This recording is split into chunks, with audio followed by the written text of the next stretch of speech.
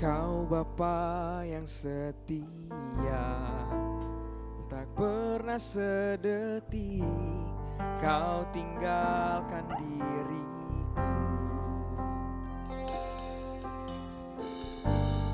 Hatiku teguh di dalam janji-Mu sampai ku melihat kuasa-Mu. Karya-Mu sempurna, ajaib dan mulia. Penyertaan-Mu buktikan kasih-Mu kepadaku. Ku agungkan Engkau, Yesus termulia. Kasih-Mu terindah selamanya.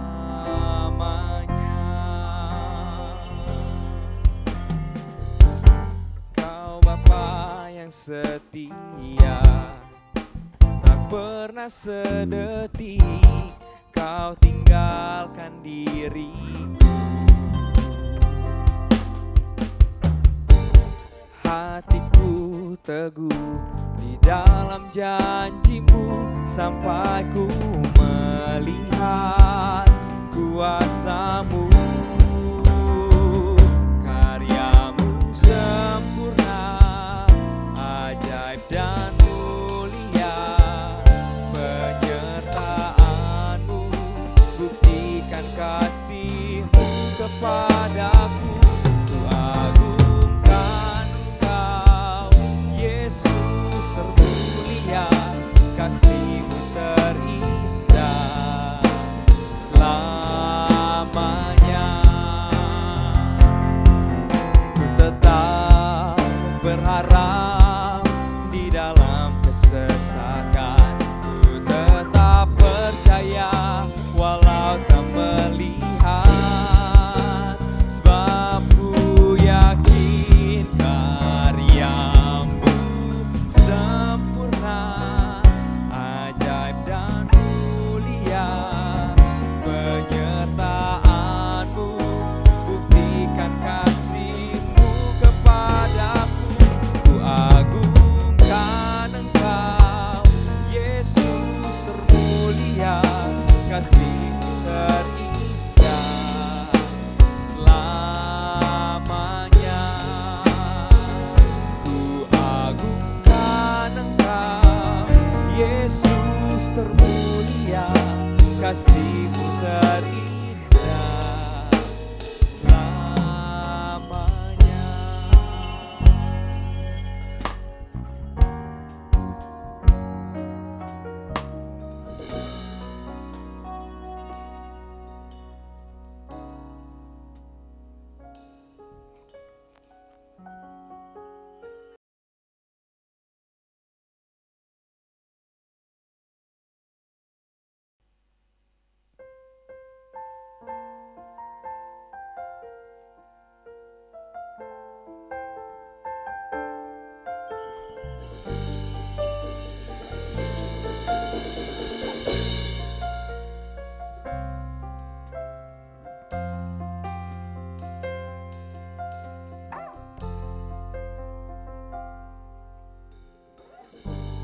Kau Bapa yang setia, tak pernah sedetik Kau tinggalkan diriku.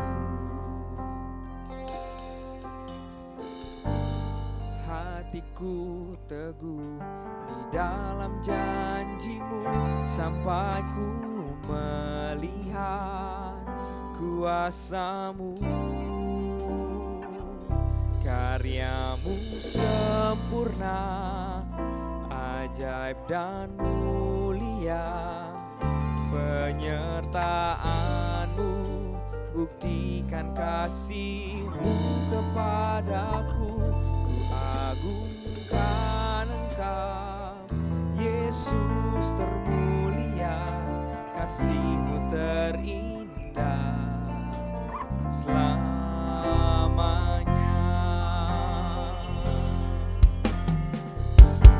Kau Bapa yang setia, tak pernah sedetik kau tinggalkan diriku. Hatiku teguh di dalam janjimu sampai ku melihat kuasamu. Karyamu sempurna, ajaib dan mulia. Penyertaanmu buktikan kasihmu kepadaku. Ku agungkan Engkau, Yesus termulia. Kasihmu terindah selamanya. Ku tetap berharap di dalam kesesakan. Ku tetap percaya walau tak melihat, sebab ku yakin karyamu sempurna, ajaib dan mulia. Penyertaanmu buktikan kasihmu kepadaku. Ku agungkan Engkau, Yesus termulia. Kasihmu terindah selamanya. Ku agungkan Engkau, Yesus termulia. Kasihmu terindah selamanya.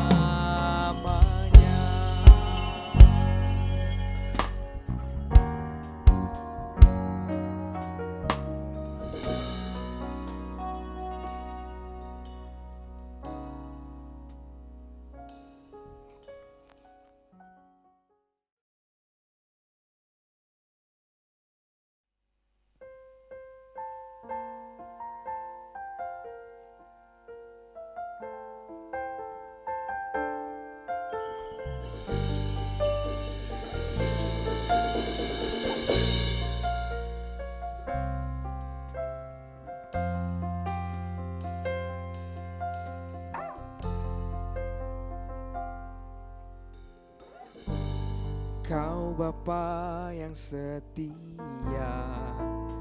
tak pernah sedetik kau tinggalkan diriku.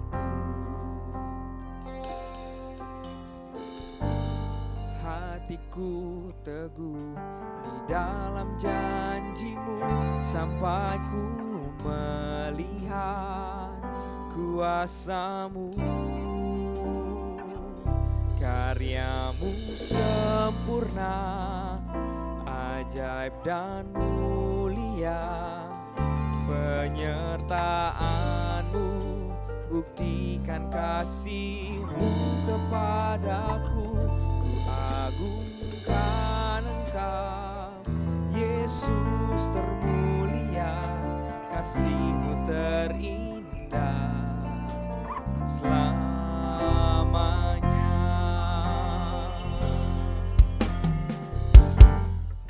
Bapa yang setia, tak pernah sedetik kau tinggalkan diriku.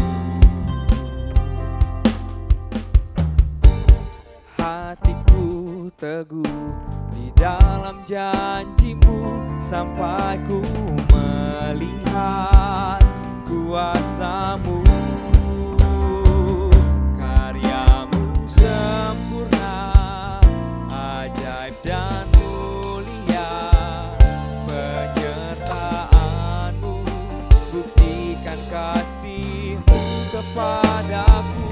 Ku agungkan Engkau, Yesus termulia. Kasihmu terindah selamanya.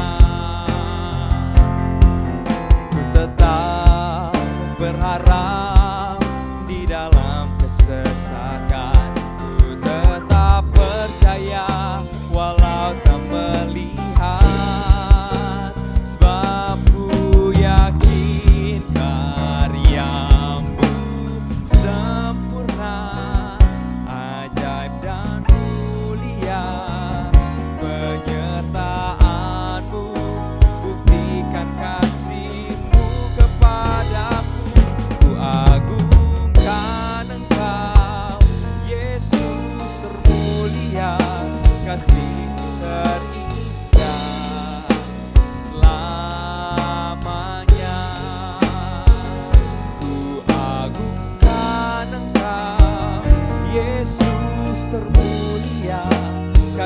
kasih-Mu terindah selamanya.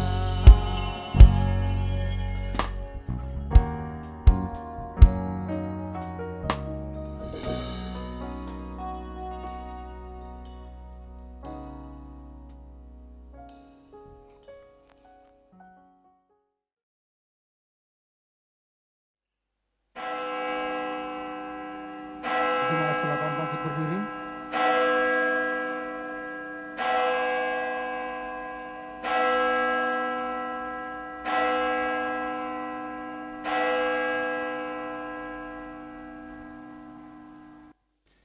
Shalom Bapak Ibu yang diberkati oleh Tuhan. Kita berjumpa kembali melalui ibadah minggu kita pada saat ini. Sebelum kita mengikuti peribadatan kita, saya mengajak setiap pribadi, mari kita bersaat teduh sejenak di hadapan Tuhan. Mempersiapkan hati, mempersiapkan diri kita untuk menyembah Tuhan. Mari kita bersaat teduh.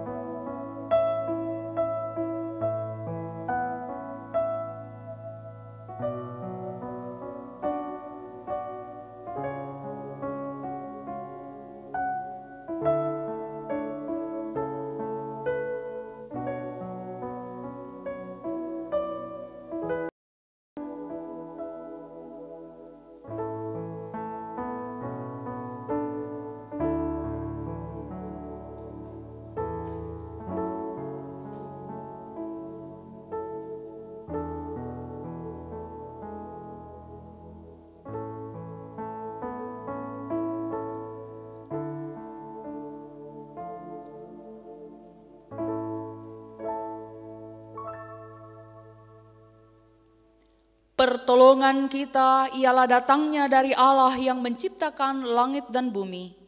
Ibadah kita mulai dalam nama Allah Bapa, Anak, dan Roh Kudus.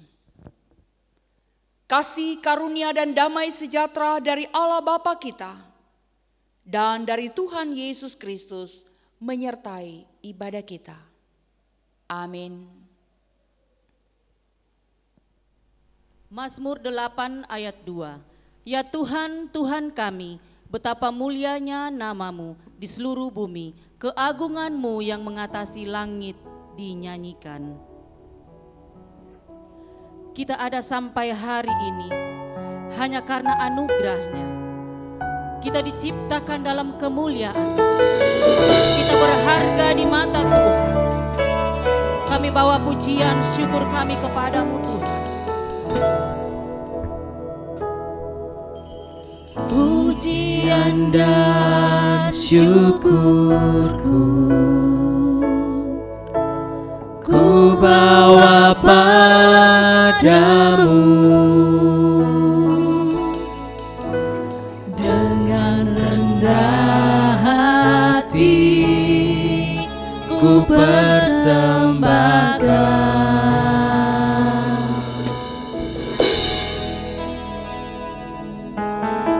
Sadar bila ku ada hanya karena anugerah,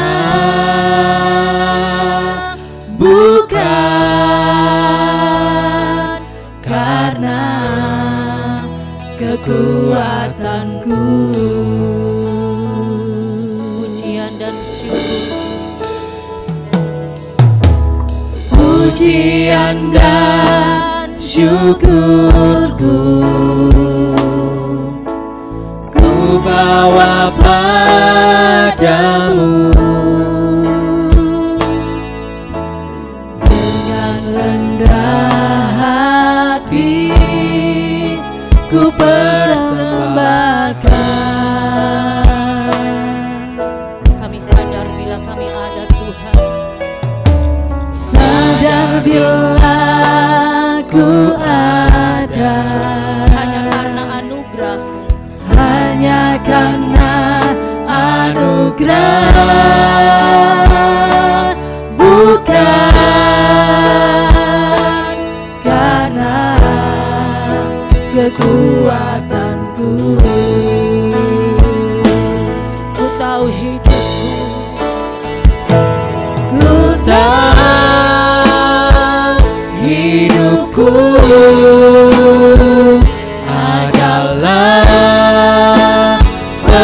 penyembahan. Kau ciptakanku dalam kemuliaan-Mu. Kami tahu Ku tahu hidupku berharga di mata-Mu. Segenap hidupku persembahkan.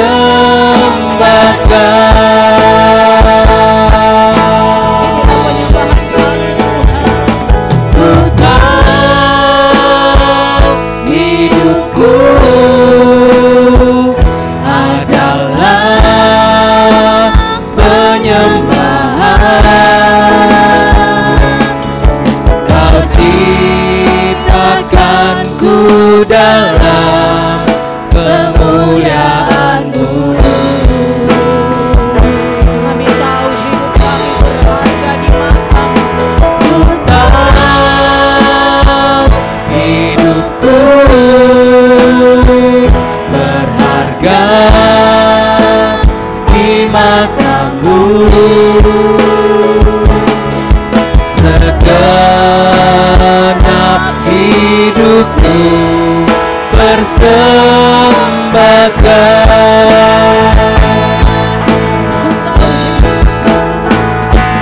Ku tahu hidupku adalah penyembahan. Kau ciptakanku dalam kemuliaan-Mu.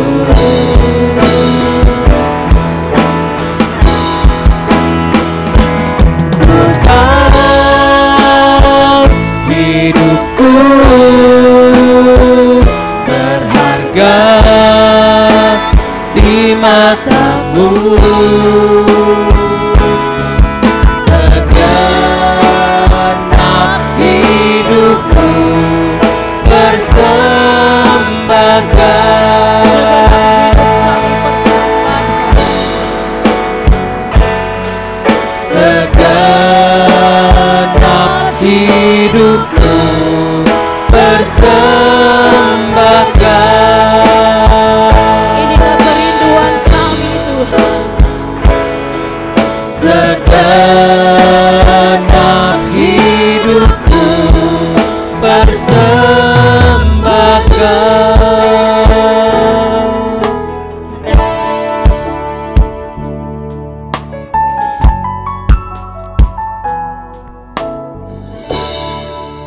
Inilah kerinduan kami Tuhan.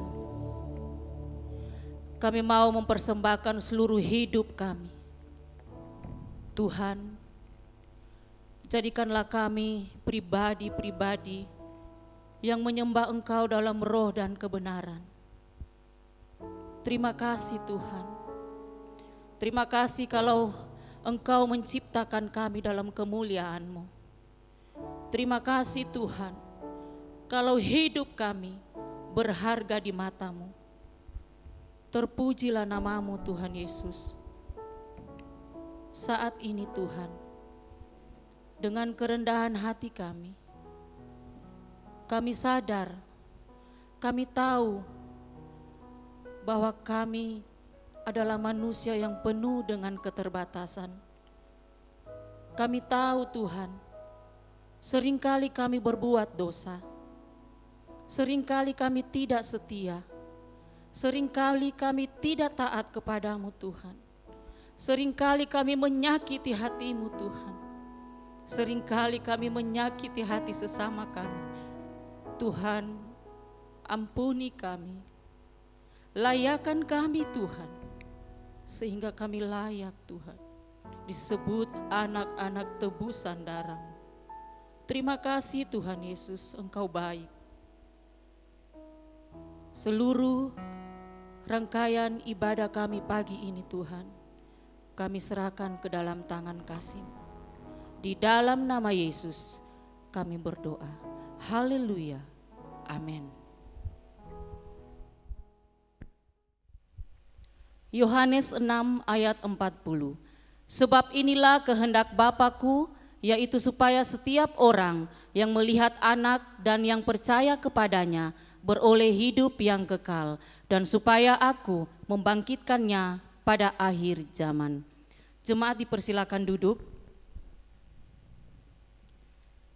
Kini ku milik Yesus dan Yesus milikku. Bukan hanya saat ini, tetapi untuk selama-lamanya.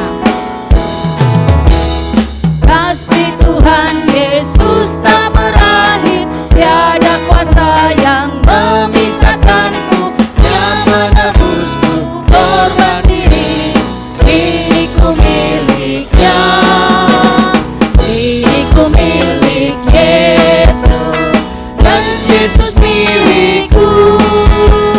Bukan hanya saat ini, namun selamanya. Dulu aku sesat dalam dosa, Yesus datang bawa keselamatan. Tiada lagi takut dan malu, kini ku miliknya. Kini ku milik Yesus dan Yesus milikku. Bukan hanya saat ini, namun selamanya. Tinggallah di dalam aku dan aku di dalam kamu. Hati senangku diselamatkannya. Dahulu budak, kini ku bebas. Dia tebusku dengan darahnya. Kini ku miliknya. Kini ku milik Yesus dan Yesus milikku. Bukan hanya saat ini, namun selamanya. Kini ku milik Yesus dan Yesus milikku. Bukan hanya saat ini, namun selamanya.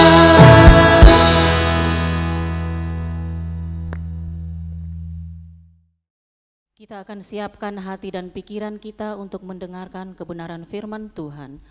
Kebenaran firman Tuhan pagi ini akan disampaikan oleh hambanya, Pendeta Esra Alfred Soru, dengan tema Allah Maha Kasih.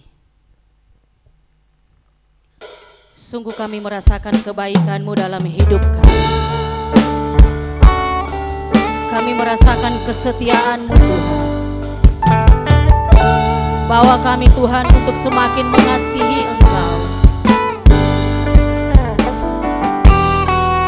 Bawa kami untuk semakin hari semakin melekat dengan hati-Mu pada kasih mula-mula.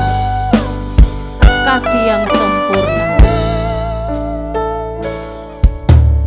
Kasih yang sempurna telah ku terima dari-Mu, bukan karena kebaikanku, hanya oleh kasih karunia-Mu. Kau pulihkan aku, layakkanku untuk dapat memanggil-Mu Bapa. Kau beri yang ku pinta saat ku mencari, ku mendapatkan. Ku ketuk pintu-Mu dan Kau bukakan, sebab Kau Bapa-Ku, Bapa yang kekal.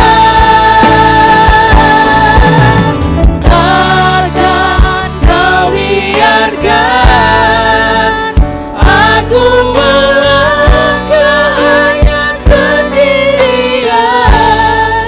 Kau selalu ada bagiku, sebab Kau Bapa-Ku, Bapa yang kekal. Karena semua orang telah berbuat dosa dan telah kehilangan kemuliaan Allah, dan oleh kasih karunia telah dibenarkan dengan cuma-cuma karena penebusan dalam Kristus Yesus yang sempurna telah ku terima darimu. Terima kasih Tuhan. Bukan karena Kami sadar Tuhan, bukan karena kebaikan kami, tetapi hanya oleh kasih karunia-Mu. Kau pulihkan aku, layakkanku untuk dapat memanggil-Mu Bapa. Kau beri yang ku pinta saat ku mencari, ku mendapatkan. Buka tu pintu-Mu dan Kau bukakan, sebab Kau Bapa-Ku, Bapa yang kekal.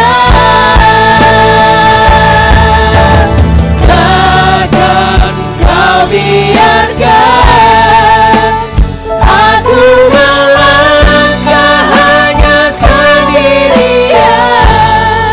Kau selalu ada bagiku, sebab Kau Bapa-Ku, Bapa yang kekal. Kau beri yang ku pinta saat ku mencari, ku mendapatkan. Buka tu pintu-Mu dan Kau bukakan, sebab Kau Bapa-Ku, Bapa yang kekal. Takkan Kau biarkan aku melangkah hanya sendirian. Kau selalu ada bagiku, sebab Kau Bapa-Ku, Bapa yang kekal. Kau selalu ada bagiku, sebab Kau Bapa-Ku, Bapa yang kekal. Kau selalu ada bagiku, sebab Kau Bapa-Ku, Bapa yang kekal.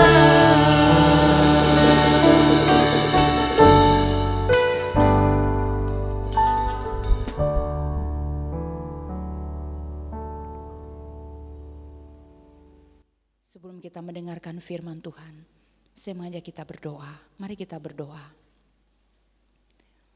Ya Allah, Bapa kami yang bertakhta di dalam kerajaan sorga, pada siang hari ini kembali kami diberi kesempatan untuk mendengarkan bagian daripada firman Allah yang akan disampaikan oleh hamba-Mu.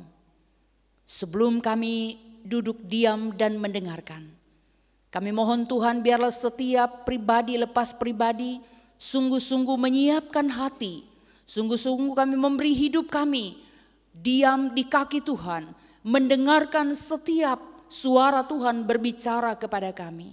Dan biarlah Tuhan kebenaran firman-Mu boleh tinggal di dalam setiap hati kami, dan boleh menjadi perenungan setiap pribadi kami, dan kami lakukan di dalam hidup kami. Berfirmanlah ya Tuhan, Engkau memberkati hamba-Mu yang telah menjadi saluran berkat pada saat ini. Kiranya hikmat Tuhan menjadi bagian hamba-Mu. Terpujilah Tuhan, di dalam nama Tuhan Yesus kami mendengarkan kebenaran firman-Mu. Amin. Amin. Shalom, salam sejahtera buat saudara-saudara sekalian, jemaat Tuhan di GKKAI Palu. Salam sejahtera buat saudara sekalian dan saya bersuka cita walaupun hanya secara online tapi boleh diberikan kesempatan memberitakan firman Tuhan buat saudara sekalian. Dan sesuatu yang menarik bahwa ada tema-tema khotbah yang bagus yang sudah dibahas di gereja saudara. Ada Allah Maha Hadir, ada kesetiaan Allah, ada Allah Maha Kuasa, ada Allah Maha Kudus. Dan saya diminta untuk menyampaikan tema yang berkaitan dengan kasih Allah. Dan karena itu maka pada kesempatan ini saya akan menyampaikan firman Tuhan dengan tema kasih Allah. Nah, saudara-saudara, kasih memang menjadi suatu tema yang sangat sentral di dalam kitab suci, baik di dalam perjanjian lama maupun juga di dalam perjanjian baru, terlebih lagi di dalam perjanjian baru. Bahwa Allah itu kasih. Dan yang menarik juga adalah bahwa manusia, terutama orang-orang percaya, itu menjadi sasaran kasih Allah. Saudara-saudara, pernahkah saudara merenungkan apakah Allah mengasihi saudara atau tidak? Kalau saudara adalah orang kaya, kalau hidup saudara baik-baik saja, kalau usaha saudara lancar-lancar saja, kalau keluarga saudara rukun-rukun saja, segala sesuatu berjalan dengan baik, mungkin tidak sukar bagi saudara untuk percaya bahwa Allah mengasihi saudara. Atau saudara sedang dikasihi oleh Allah. Tetapi kenyataannya adalah bahwa tidak semua orang mendapatkan hidup sebaik itu. Apakah saudara masih percaya bahwa Allah mengasihi saudara ketika hidupmu kacau balau? Apakah saudara masih percaya Allah mengasihi saudara apabila usahamu bangkrut? Apabila kesehatanmu memburuk, sakit penyakit ada di dalam tubuhmu, keluargamu kacau balau. Apakah saudara masih percaya bahwa Allah mengasihi saudara? Saudara, saya pernah membaca sebuah catatan tentang rekor dunia orang masuk rumah sakit. Dan rekor dunia orang masuk rumah sakit juara satunya adalah seorang yang pernah masuk rumah sakit pada usia 3 tahun. Dan dia baru keluar dari rumah sakit setelah berumur 103 tahun saat dia sudah almarhum. Berarti dia ada di dalam rumah sakit selama 100 tahun, 1 abad dirawat di rumah sakit. Saudara, seandainya itu saudara mau dirawat di rumah sakit 100 tahun sebagai pasien, masih bisakah saudara percaya bahwa Allah mengasihi saudara? Ada kisah di mana satu keluarga 7 orang bepergian dengan sebuah mobil. Dan mobil mereka masuk ke jurang dan mereka semuanya mati. 1 mayat tidak ditemukan, 6 mayat ditemukan. Dan dibawa ke rumah keluarga mereka yang lain. Sisa seorang anak yang tidak ikut bepergian. Dan di rumah duka itu ada 6 peti mati berjejer. Seluruh keluarga mati sekaligus dalam 1 hari. Seandainya saudara yang mengalami hal itu, masih bisakah saudara percaya bahwa Allah mengasihi saudara? Jikalau kita hidup enak, jikalau kita hidup aman, tentram, keluarga, pekerjaan, usaha, bisnis, semua lancar, tidak sukar untuk percaya bahwa Allah mengasihi kita. Tapi seandainya hidup kita seperti yang saya gambarkan tadi, bahkan mungkin ada orang yang merasa Allah tidak mengasihinya, bahkan lebih daripada itu, dia merasa bahwa Allah membenci dia, Allah tidak mengasihi dia. Saudara-saudara, Seringkali kalau kita memang mau melihat dari kondisi hidup kita, maka kita bisa terjebak di dalam menilai Allah mengasihi kita atau tidak, tergantung dari kondisi kita. Seperti saya bilang tadi, hidup yang baik kita langsung berkesimpulan Allah mengasihi. Tapi hidup yang tidak baik langsung kita bisa simpulkan bahwa Allah tidak mengasihi kita, bahkan Allah membenci kita. Saudara-saudara, perlu kita ketahui bahwa sebenarnya sejak Allah menciptakan dunia ini, Allah menciptakan dengan atau dalam keadaan baik. Saudara baca Kejadian 1, setiap kali Allah mencipta dikatakan Allah melihat semuanya baik. Bahkan dalam Kejadian 1 ayat 31, sungguh amat baik. Tapi mengapa segala macam penderitaan, kesulitan, segala macam hal yang tidak enak masuk ke dalam dunia? Itu karena dosa. Dosalah yang menyebabkan segala macam ketidakbaikan dan bukan Allah. Karena itulah saudara, jelas bahwa penderitaan hidup, kesulitan hidup tidak boleh kita jadikan sebagai dasar bahwa Allah tidak mengasihi kita. Allah adalah kasih dan Allah punya banyak cara menyatakan kasihnya itu kepada manusia. Kita bisa melihat dari berbagai macam sudut pandang. Misalnya dari sudut pandang penciptaan, Allah mengasihi kita, sangat mengasihi kita, dinyatakan lewat penciptaan kita. Kita bisa bicara panjang lebar tentang hal itu. Kita juga bisa melihat dari sudut pandang penebusan bahwa Allah itu sangat mengasihi kita. Kita bisa melihat dari sudut pandang providensi, pemeliharaan Allah atas perjalanan seluruh dunia di mana kita hidup. Kita bisa sampai pada kesimpulan Allah mengasihi kita. Tapi saudara-saudara, kasih Allah yang terbesar itu dinyatakan kepada kita itu di dalam konteks penyelamatan kita karena kita adalah orang-orang berdosa. Dan itu menjadi salah satu bukti, kalau tidak mau dikatakan sebagai bukti terbesar dari kasih Allah. Karena itu saya mengajak kita untuk melihat satu ayat Alkitab yang menyatakan hal ini. Roma pasal yang ke-5 ayat yang ke-8. Akan tetapi Allah menunjukkan kasih-Nya kepada kita oleh karena Kristus telah mati untuk kita ketika kita masih berdosa. Akan tetapi Allah menunjukkan kasih-Nya kepada kita. Allah itu kasih. Allah maha kasih. Dan kasih Allah itu dinyatakan kepada kita. Nah, kalau begitu kita bisa mengetahui atau kita bisa mengenal kasih Allah lewat apa yang Dia lakukan yang ditunjukkan di dalam ayat Roma pasal 5 ayat yang ke-8. Dan pada kesempatan ini saya hanya akan fokus pada ayat ini, Roma 5 ayat 8 ini, untuk menunjukkan kasih Allah kepada kita. Nah, apa bukti kasih Allah kepada kita seperti dinyatakan dalam teks ini? Kita akan melihat beberapa hal di sini, beberapa bukti dalam teks ini.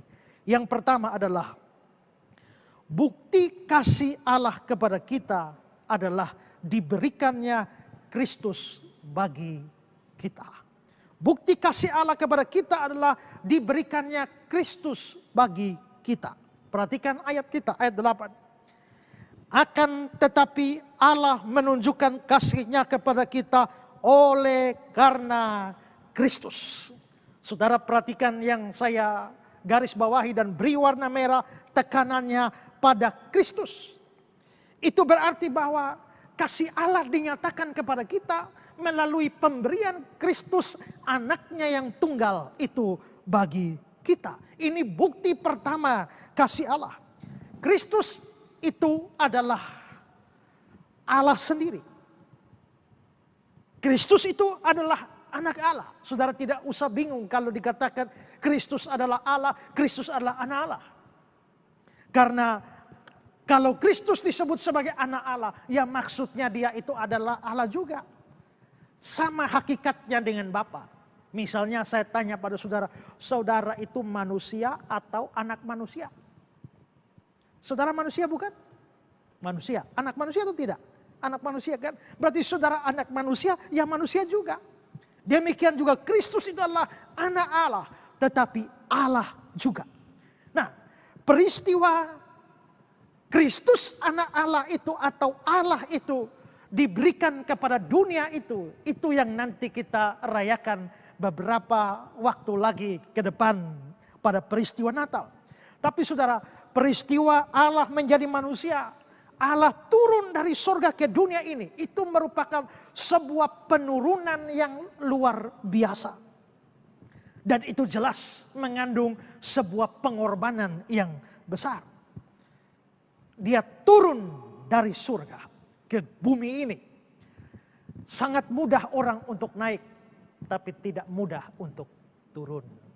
Seorang yang dia kerja pada level yang rendah, dia kalau naik mudah.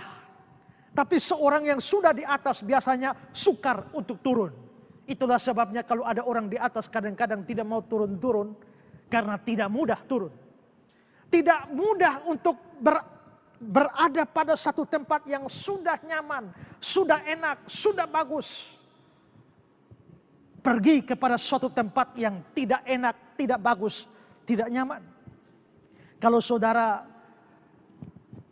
lahirnya di desa, mandinya di sungai, harus atau ambil air dulu berapa kilometer, tarik air di sumur. Dengan segala macam, kalau mau masak itu harus cari kayu bakar. Semua sulit begitu. Tahu-tahu saudara pergi ke kota di mana hanya untuk nyalakan lampu, tekan tombol nyala, tekan tombol AC hidup. Semua tekan tombol jadi. Itu mengenakan.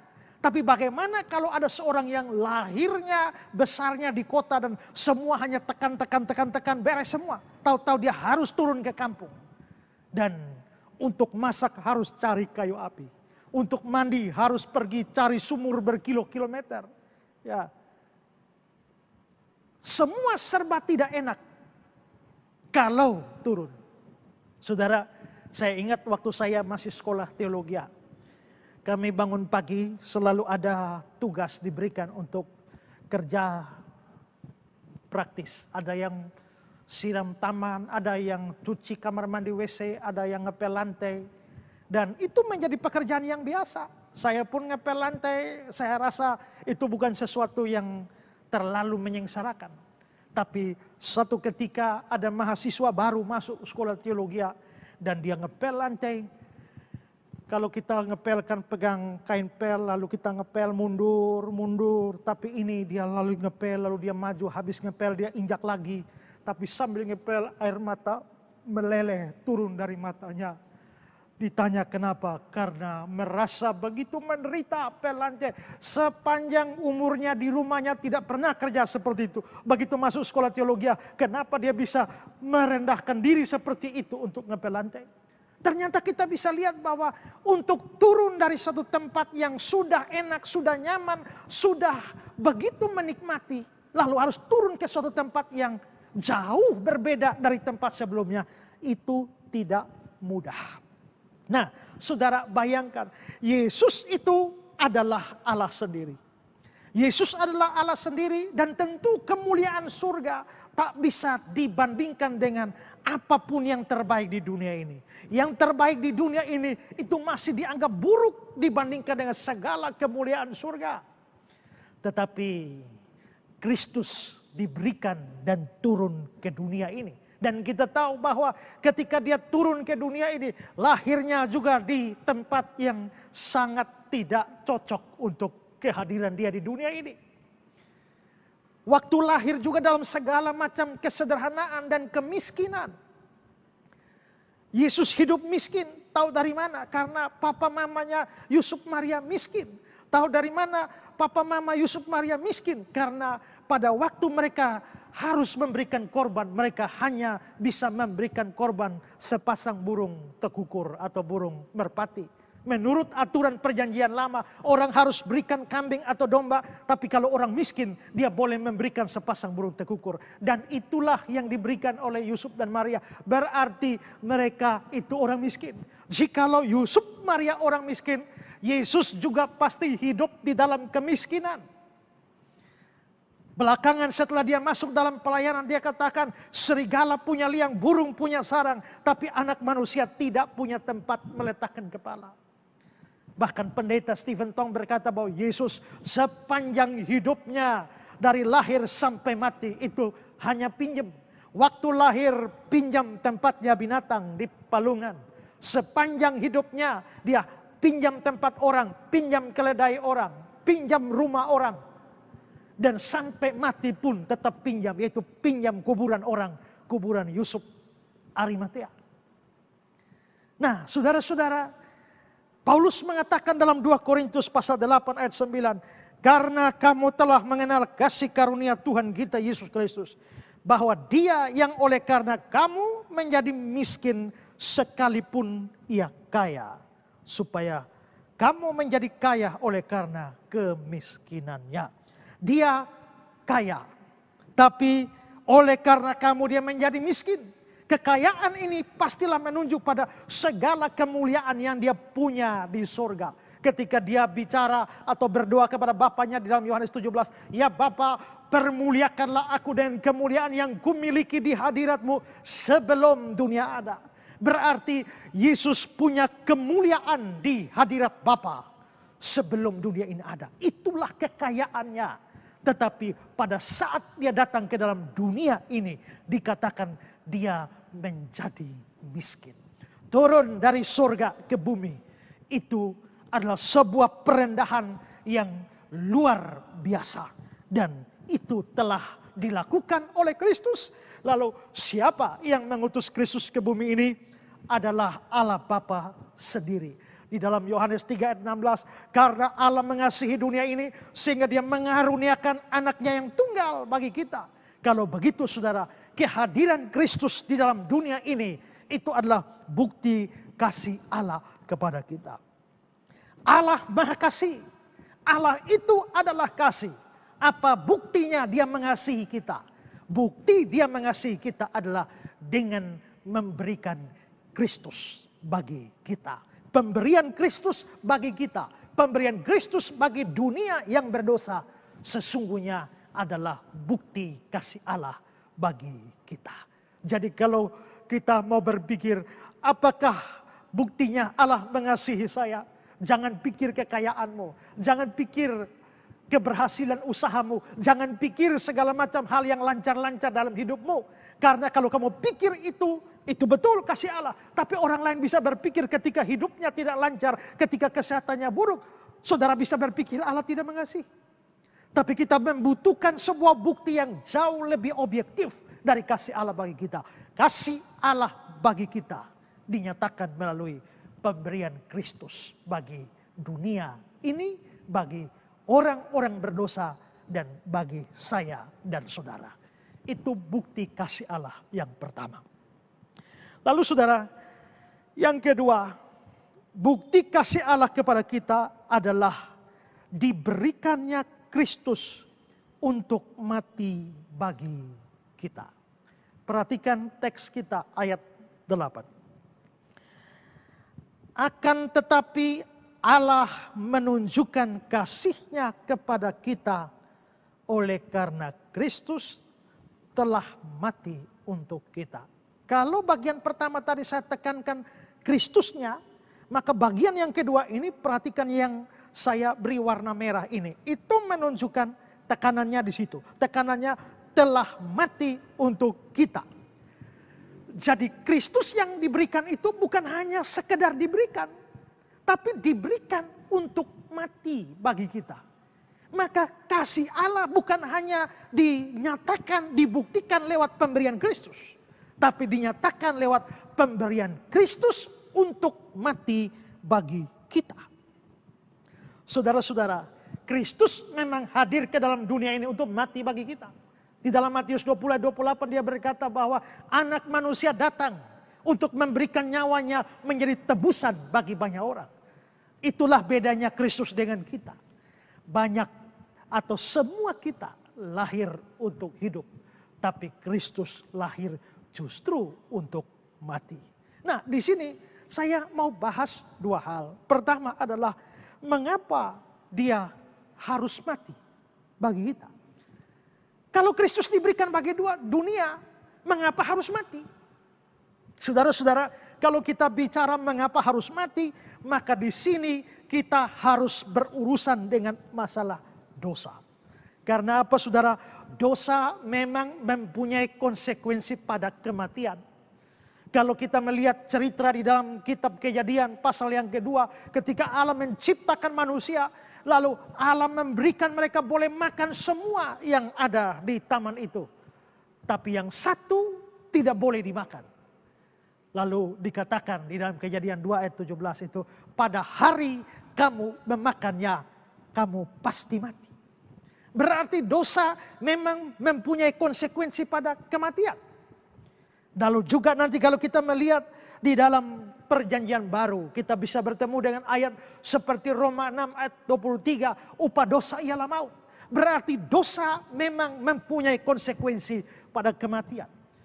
Kalau dosa tidak ada, kematian tidak ada. Ada dosa, ada kematian. Nah, saudara-saudara, karena dosa mengakibatkan kematian, maka semua orang berdosa harus mati.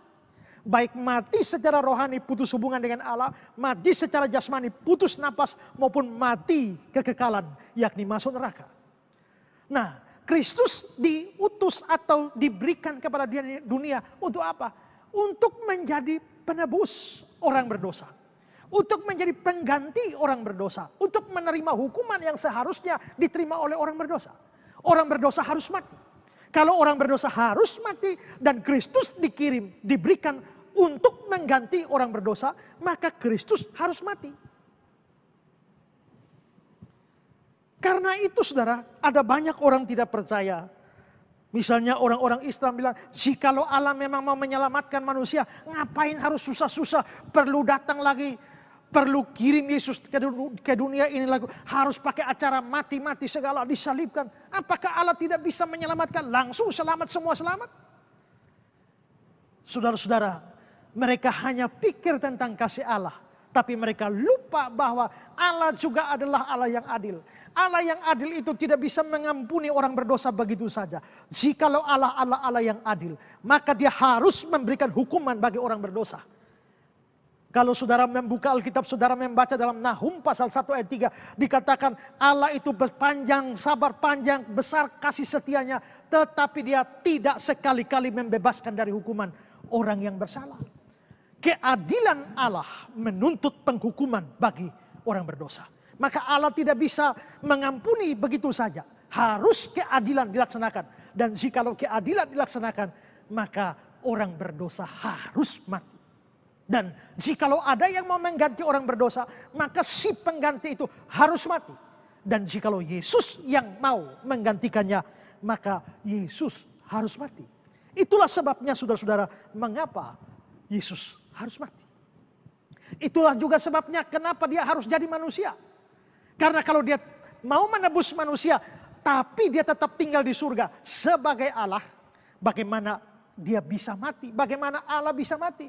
Itulah sebabnya dia menjadi manusia di dalam Natal. Dia menjadi manusia bukan berarti dia stop jadi Allah. Dia tetap Allah, tetapi dia ketambahan manusia. Sehingga Kristus menjadi satu pribadi yang unik.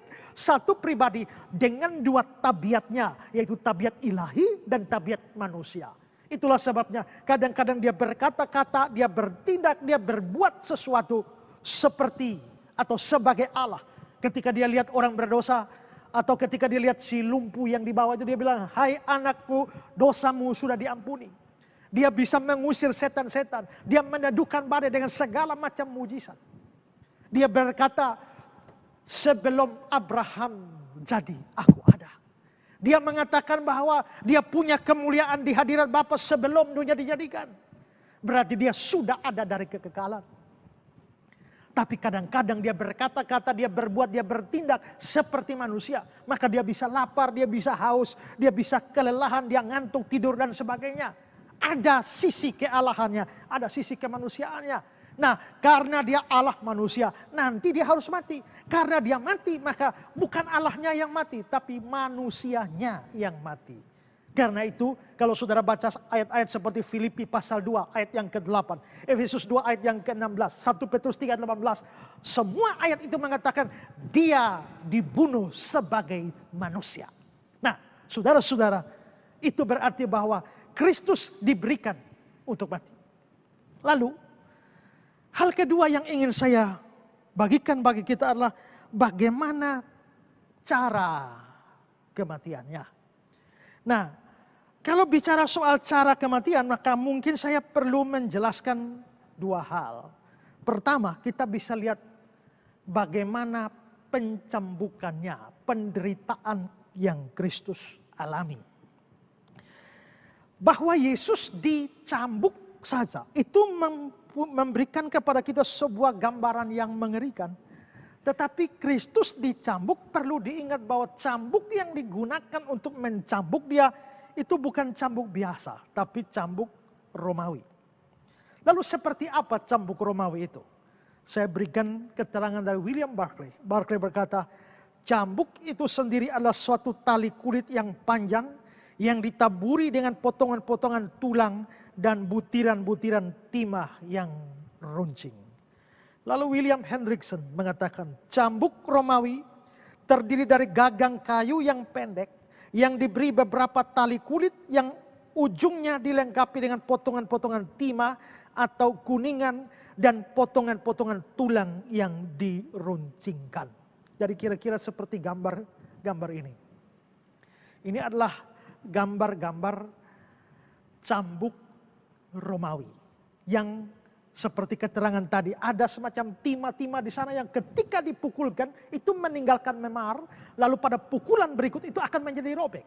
Kadang-kadang ada ditaruh tulang-tulang binatang yang runcing seperti mata kail, begitu dihantamkan, menancap dan dicabut, maka daging ikut tercabut dari dalam tubuh orang yang dicambuk. Dengan cambuk seperti inilah Kristus harus dicambuk. Bagaimana prosesi pencambukan dan akibatnya? Saya berikan lagi beberapa kutipan. Pertama dari William Barclay. Barclay mengatakan begini. Pencambukan Romawi adalah suatu penyiksaan yang hebat. Korban ditelanjangi, tangannya diikat ke belakang, lalu ia diikat pada suatu tonggak dengan punggungnya dibungkukan sehingga terbuka terhadap cambuk. Pencambukan seperti ini selalu mendahului penyaliban.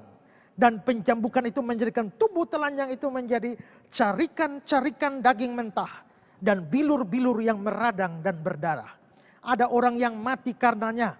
Ada orang yang kehilangan akal atau menjadi gila karenanya. Dan sedikit orang bisa tetap sadar sampai akhir pencambukan. Mengerikan sekali melihat bagaimana pencambukan itu. Bahkan dicambuk-cambuk itu sampai orang bisa gila. Dari kutipan tadi kita bisa lihat bahwa menjadi carikan-carikan daging mentah yang berdarah. Lalu dari William Hendrickson. Pencambukan diberikan terutama pada punggung korban yang ditelanjangi dan dibungkukan. Biasanya dua orang dipekerjakan untuk melaksanakan hukuman itu. Yang seorang mencambuk dari satu sisi, yang lain mencambuk dari sisi lain.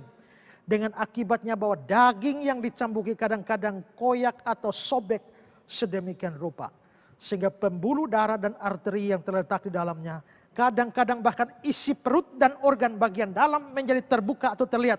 Pencambukan seperti itu sering berakhir dengan kematian. Saudara, kalau kita lihat di sini dikatakan bahwa bahkan dicambuk dari punggung sampai isi perut bisa keluar karena dicambuk sampai mencabik. Cambuk itu mencabik seluruh daging pada bagian punggung, lalu akhirnya membuat isi perut itu bisa terlihat dari belakang. Maka kita bisa lihat pencambukan ini begitu mengerikan. Lalu Alexander Matt-Herald mengatakan begini. Pencambukan Roma dikenal sangat brutal. Ketika cambuk itu menghantam daging, bola-bola ini akan menyebabkan memar atau lebam yang dalam yang akan pecah terbuka akibat pukulan selanjutnya. Punggung yang dipukul itu akan menjadi begitu tercabik-cabik Sehingga sebagian dari tulang belakang kadangkala terlihat akibat irisan yang dalam, sangat dalam. Pencambukan itu akan ditimpakan ke segala arah dari bahu, turun ke punggung, pantat, ke bagian belakang kaki. Itu sangat mengerikan. Di sini Alexander Matherial berkata, tulang belakang kadang-kadang sampai terlihat karena isi daging di bagian belakang itu sampai habis. Maka tulang belakang itu sampai terlihat. Lalu Leon Morris, pencambukan adalah suatu peristiwa yang brutal. Itu bisa membuat punggung orang menjadi bubur. Yosefus menceritakan bahwa seorang Yesus tertentu, anak dari Ananias, dibawa ke depan Albinus dan dikuliti sampai tulangnya dengan cambuk. Eusebius menceritakan bahwa martir-martir tertentu pada zaman Polikarpus dicabik-cabik oleh cambuk sampai pada pembuluh darah dan arteri yang ada di dalam. Sehingga bagian dalam yang tersembunyi dan dari tubuh mereka, isi perut dan organ-organ mereka menjadi terbuka dan kelihatan. Tidak heran bahwa tidak jarang orang mati sebagai akibat penyiksaan ini. Jadi saudara lihat, isi perut sampai terlihat. Bahkan dikatakan punggung orang menjadi bubur. Nah, Kristus dicambuk dengan cambuk seperti ini, maka kita bisa bayangkan betapa habisnya seluruh punggungnya, seluruh daging di punggungnya habis. Tulang-tulang bisa terlihat, isi perut bisa terlihat. Maka betapa mengerikannya prosesi pencambukan itu. Kalau kita melihat misalnya seperti gambar berikut ini. Ini adalah beberapa gambar yang menunjukkan prosesi pencambukan. Orang bisa diikat sedemikian rupa, lalu kulit tubuhnya, dagingnya, isinya itu dikuliti sedemikian rupa dengan cambuk. Nah, berapa kali Yesus dicambuk? Dalam tradisi Yahudi, biasanya dicambuk itu 40 kali. Kita lihat Ulangan 25 ayat 2-3. Maka jika orang yang bersalah itu layak dipukul, haruslah hakim menyuruh dia meniarap dan menyuruh orang memukul dia di depannya dengan sejumlah dera setimpal dengan kesalahannya. 40 kali harus orang itu dipukuli, jangan lebih. Supaya jangan saudaramu menjadi rendah di matamu apabila dia dipukul lebih banyak lagi. Jadi dipukulnya 40 kali menurut hukum Taurat, menurut hukum Yahudi. Nah, tidak boleh lebih. Karena tidak boleh lebih, maka dikhawatirkan, dalam prakteknya dikhawatirkan jangan sampai saking semangatnya dicambuk lalu lebih dari 40. Untuk mengatasi salah hitung yang lebih itu, maka dalam prakteknya biasa langsung dikurangi 1. Supaya kalau kelebihan pas 40, maka dikurangi 1 jadi 39. Itulah yang sebabnya Paulus mengatakan dalam 2 Korintus 11 ayat 24. 5 kali aku disesah oleh orang Yahudi, setiap kali 40 kurang 1 pukulan. 40 kurang 1 pukulan, berarti 39. Kenapa? Supaya tidak lebih. Memang sengaja dikurang, supaya kalau salah hitung masih ada cadangan 1 sehingga tetap 40. Nah, itulah hukum Yahudi. Pukul, cambuk 40 kali. Tapi ingat, Yesus tidak dicambuk oleh orang Yahudi. Yesus dicambuk oleh orang-orang Romawi. Dan orang Romawi tidak mengikuti hitung-hitungan atau aturan orang Yahudi. Lalu berapa kali? Ya. Nah, Alexander Matherial mengatakan begini. Pencambukan Roma dikenal sangat brutal. Mereka biasanya terdiri dari 39 cambukan, tapi seringkali lebih banyak daripada itu. Tergantung pada suasana hati si serdadu yang melaksanakan hukuman itu. Jadi kalau serdadunya lagi hatinya baik, ya dia pukul secukupnya. Tapi kalau suasana hati tidak baik, dia bisa pukul sepuas-puasnya dia. Dan Yesus dipukul, dicambuk oleh orang Romawi, bukan orang Yahudi. Maka kita memang tidak bisa memastikan berapa kali Yesus dicambuk. Tapi kalau itu dilaksanakan oleh orang Roma, kita boleh menduga bahwa itu lebih daripada 40 kali. Dan itu bisa membuat seperti tradisi yang kita lihat, punggung belakangnya habis, bisa sampai kelihatan bagian dalam, organ dalam perut, atau bahkan tulang-tulang bisa kelihatan. Dan dengan pencambukan seperti itulah Yesus Kristus dianiaya. Kita melihat gambar ini. Ya, ini adalah cuplikan atau gambar yang saya ambil dari film The Passion of the Christ yang jelas menunjukkan carikan-carikan daging mentah yang habis karena cambuk seperti itu.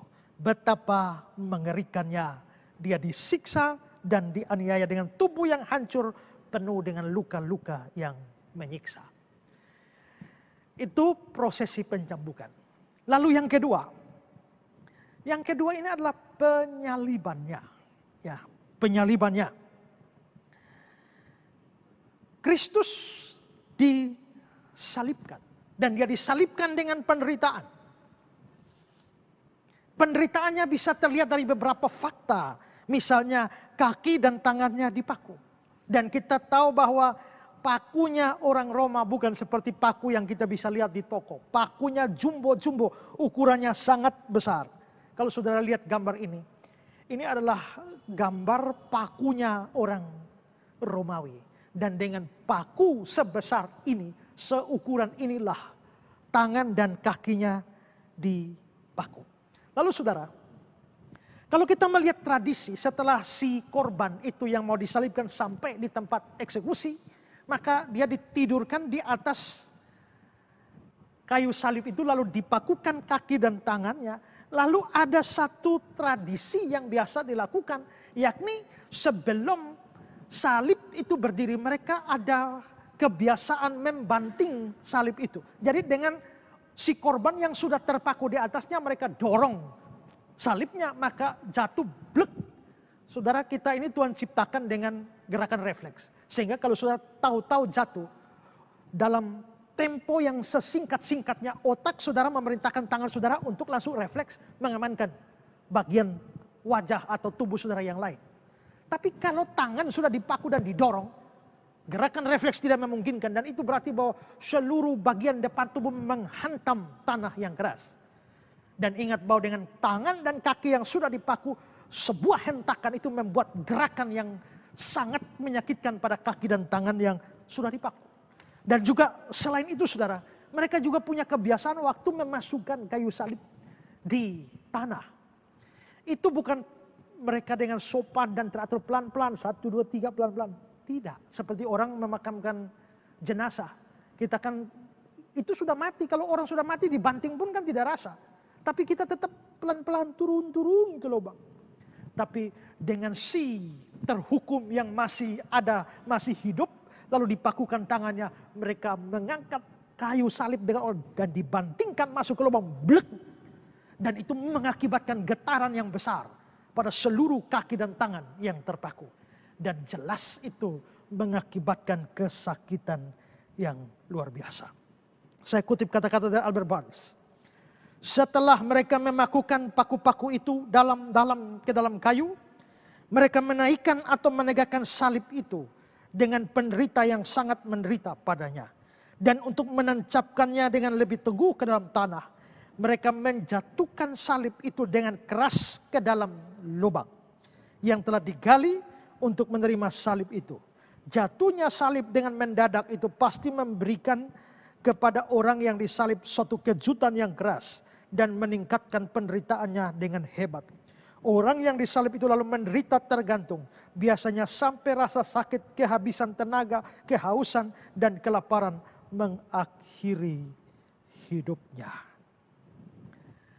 Dan Yesus, kalau tradisinya seperti itu, Yesus boleh dikatakan mengalami hal seperti itu.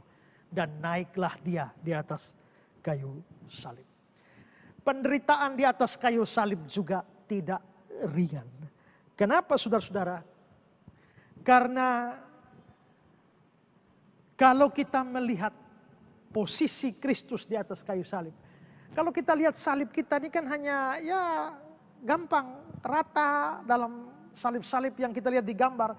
Tapi orang Romawi tidak punya waktu untuk membuat bagian depan itu rata. Itu biasanya hanya 2 batang kayu yang disatukan. Maka ada satu kayu vertikal dan ada satu kayu horizontal untuk membentuk salib. Nah, pertanyaannya adalah yang bagian kayu horizontal ini di depan atau di belakang? Ini vertikal. Horizontalnya begini atau begini. Nah, para ahli biasa memperkirakan bagian horizontal itu di belakang. Di depan ini yang vertikal. Horizontal di belakang. Maka tubuh Yesus itu ada di sini. Tapi karena bagian horizontalnya itu di belakang, maka tangan tersalib, terpaku itu tidak rata seperti ini. Tapi pasti masih tertarik ke belakang.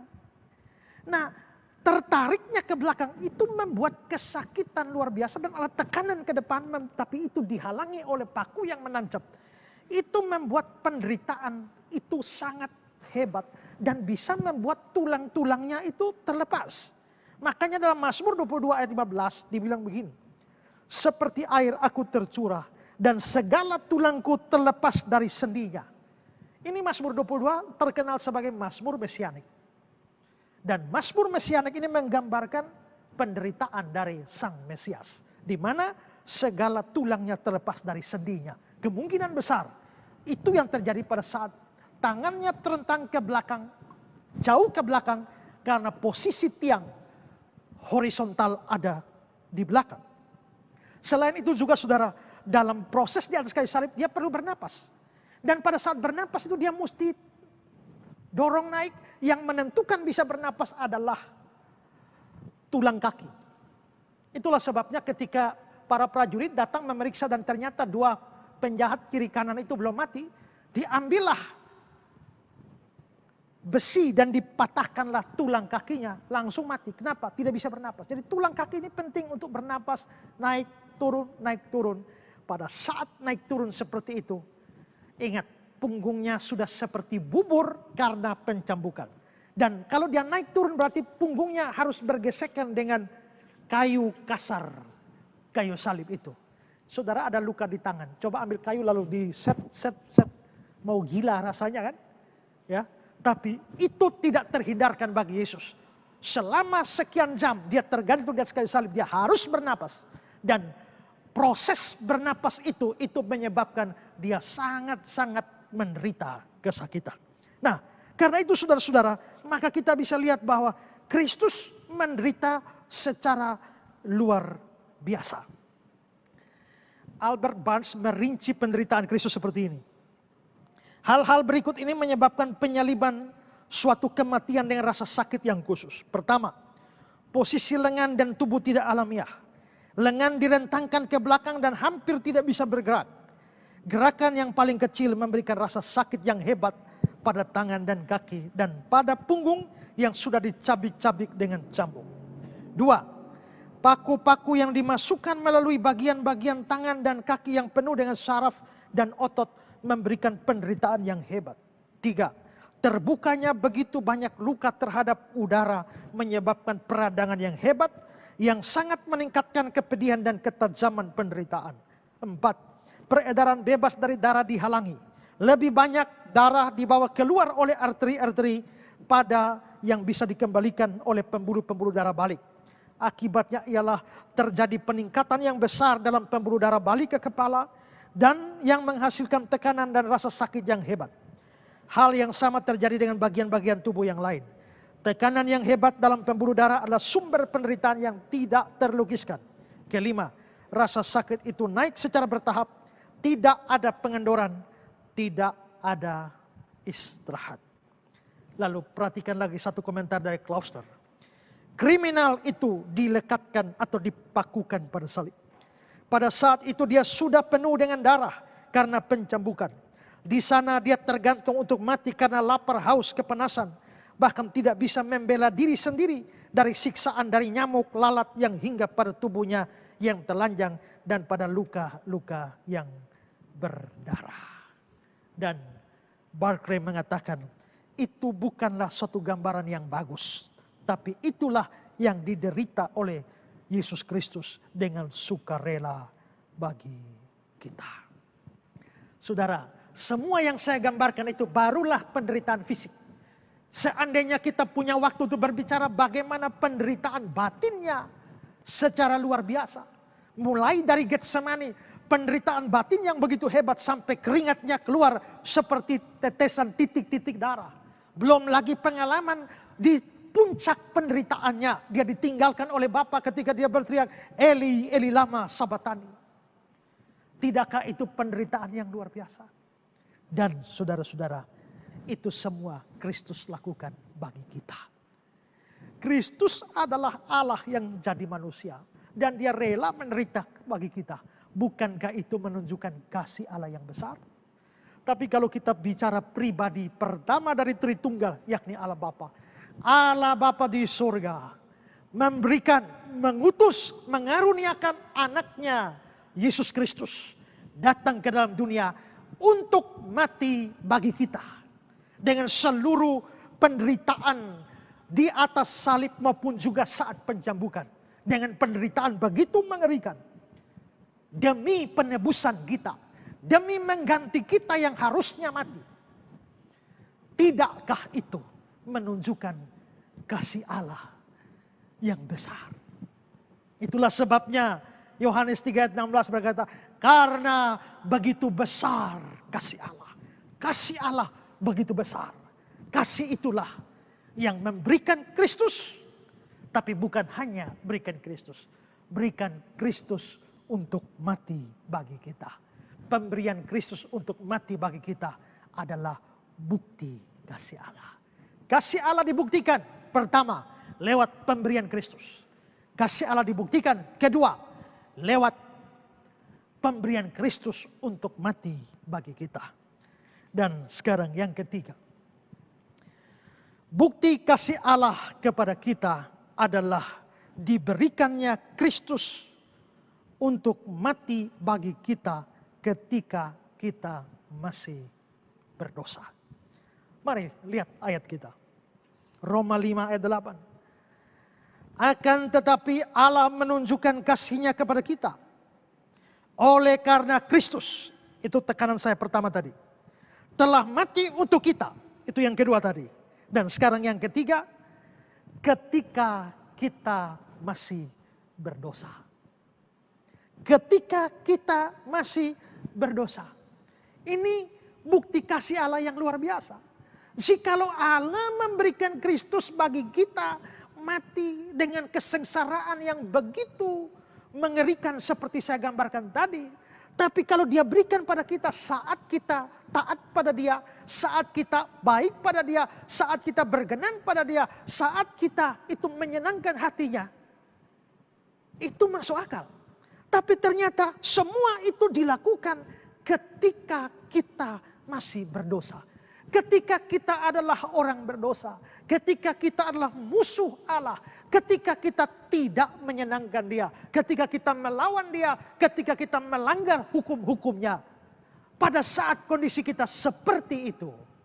Dia sudah memberikan Kristus untuk mati bagi kita. Perhatikan Roma 5 ayat 6 sampai ayat yang ke-7. Karena waktu kita masih lemah. Kristus telah mati untuk kita orang-orang durhaka. Pada waktu orang ditentukan Allah. Sebab tidak mudah seorang mau mati untuk orang benar. Tetapi mungkin untuk orang baik ada orang yang mau mati. Saudara,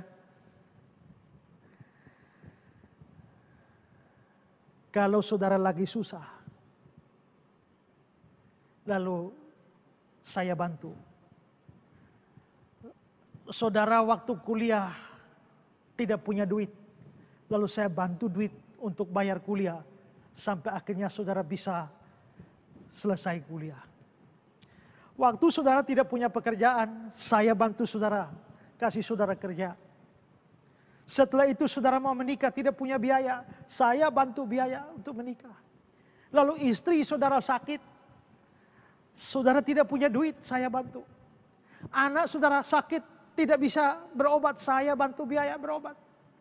Lalu setelah itu saudara tidak punya rumah, saya bangunkan saudara rumah. Betapa baiknya saya pada saudara, bukan? Tahu-tahu saya kesandung kasus hukum. Lalu harus dihukum mati. Saya tanya, maukah saudara mati untuk saya? Maukah saudara mati ganti saya? Saya yakin banyak tidak mau. Tapi mungkin ada yang mau. Kalau ada yang mau itu luar biasa. Tapi bagaimana kalau kasusnya begini?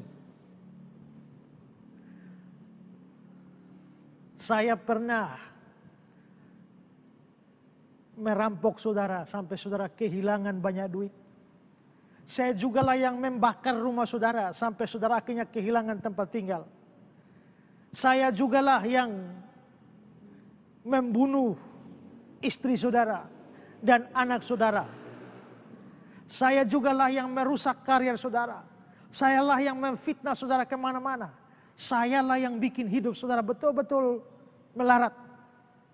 Lalu saya tersandung kasus hukum dan harus dihukum mati. Maukah saudara mati ganti saya? Oh, yang begini mustahil. Bahkan mungkin saudara bergembira ria karena saya dihukum mati. Mati untuk orang baik, mungkin ada orang mau. Mati untuk orang benar, mungkin mau. Tapi mati untuk orang jahat, siapa mau? Kita masih berdosa, kita ini orang jahat. Tapi saat kita masih berdosa seperti itulah, Allah sudah memberikan Kristus mati bagi kita. Saudara, ini kasih yang luar biasa. Crazy love. Kasih yang tak terkatakan. Kasih yang tidak masuk akal. Kasih yang melampaui akal. Karena Dia memberikan Kristus mati dengan cara yang begitu mengerikan. Sayangnya itu dilakukan bukan kita orang baik, tapi ketika kita masih berdosa.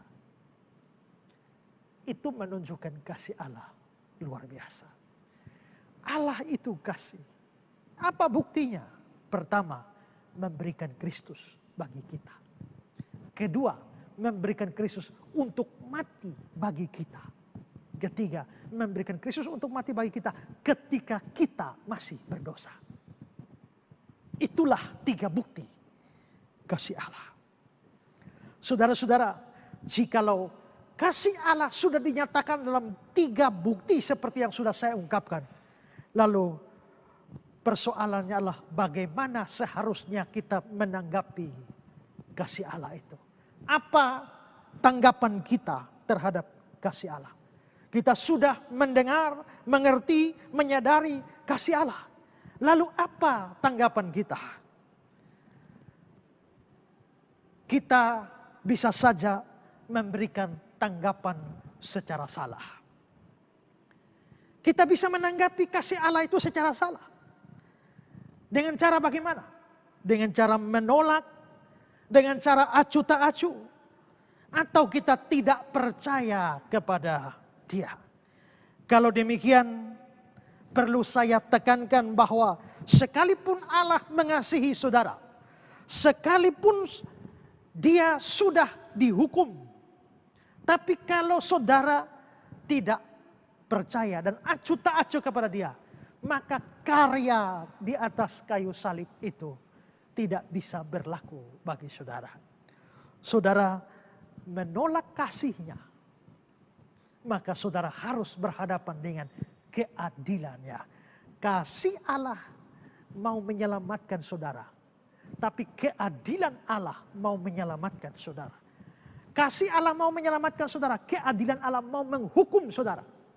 Keadilan Allah menuntut hukuman terhadap saudara. Kasih Allah mau memberikan keselamatan kepada saudara. Jikalau saudara menolak kasih-Nya, maka saudara harus menerima keadilannya. Yohanes 3:16 itu bilang, supaya setiap orang yang percaya kepadanya tidak binasa. Kalau orang yang percaya tidak binasa, maka orang yang tidak percaya pasti binasa. Binasa di mana? Tidak ada lain, yaitu binasa di dalam neraka. Kita bisa menanggapi atau menganggap sepi kasih Allah dengan cara acuh tak acuh dan tidak mau percaya kepada Dia. Seorang penafsir pernah mengatakan, ingat, harus Kristus atau neraka. dan mengabaikan salah satu berarti memilih yang lain. Ada Kristus sang juru selamat, ada neraka. Kalau saudara pilih Kristus, saudara tidak ke neraka. Tapi kalau saudara tolak Kristus, saudara secara otomatis dianggap memilih yang lain, yaitu memilih neraka. Saudara tidak perlu memusuhi atau membenci Kristus, atau perlu jahat sekali seperti banyak orang bakar gereja, memusuhi orang Kristen dan lain sebagainya. Tidak. Cukup acuh tak acuh. Saudara sudah akan pergi ke neraka. Tapi saudara-saudara, kita juga bisa memberikan tanggapan yang benar. Kita bisa menanggapi kasih Allah dengan cara yang benar, yaitu dengan percaya Dia dan menerima Yesus Kristus sebagai juru selamat dan pribadi kita. Saudara harus percaya bahwa Yesus Kristus adalah Allah. Saudara harus percaya bahwa Dia adalah Allah yang sudah datang menjadi manusia. Saudara harus mengakui bahwa saudara adalah orang berdosa yang layak dihukum.